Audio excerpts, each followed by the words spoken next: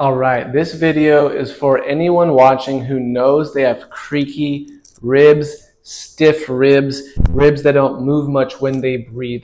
Let's talk about the importance of why you need to be able to have ribs that separate, that open up. The reason is because between each rib are two layers of muscle called the intercostal muscles that run diagonally.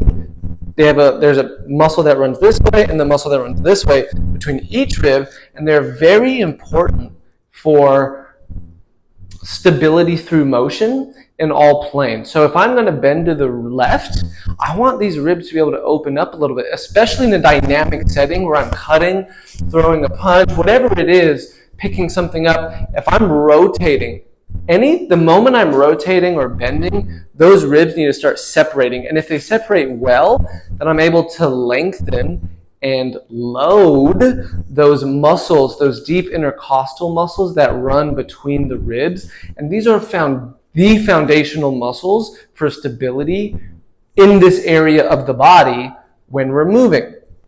If we're really stiff, then the muscles on the outside, the oblique, serratus, big, thick muscles on the outside that are primarily designed to move us in big motions, now have to become stabilizers as well as movers. And that's when we get into getting pain in the back, situations like that.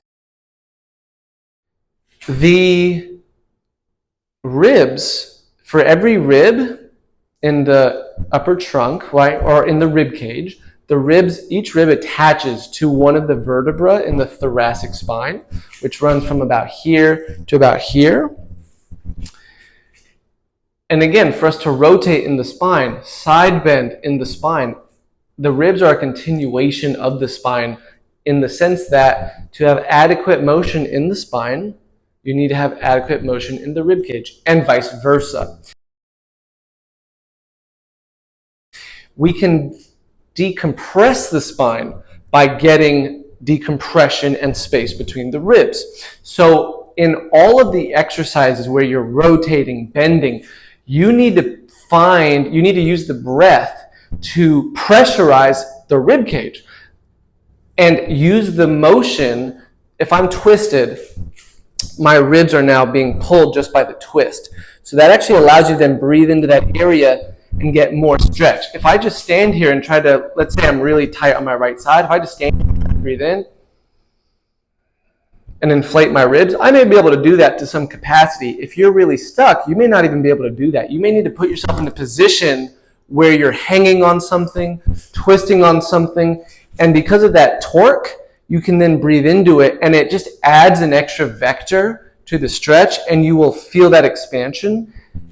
And that's what you're looking for in the exercises in EverFit, especially if your ribs are tight. You're constantly in different motions pausing and asking yourself, if I use this position to breathe into my ribs, do I get a really nice stretch in my rib cage? Because that's what you're looking for, and that's what you will get when you slow down and explore different positions and ranges of motion and really breathe into the rib cage.